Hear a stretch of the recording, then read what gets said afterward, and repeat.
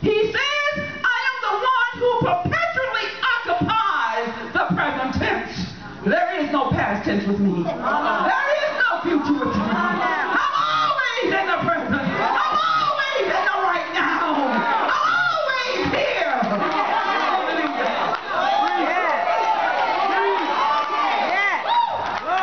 In other words, there is never a time in history in which God is more present. There is never a time in history when God is more powerful. There's never a time in history when God is more available to mankind than at any other time.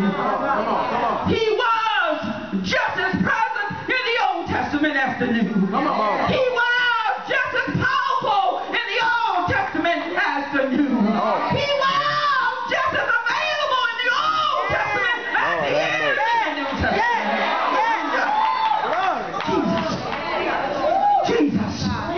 As Jesus, in my mind, he would have seen that because he was physically walking the earth, that he was more available. But I'm here to tell you, he was not more available in the New Testament than in the Old Testament. God is, always is. God is never was. God is, always is. Come on. Do you understand what I'm saying? God is, always is. Hey! Hallelujah. He always is. Hallelujah. Lord have mercy. Hallelujah. I am says he is the absolute deity. His existence is everlasting. And he transcends all time. I am says he's omnipresent.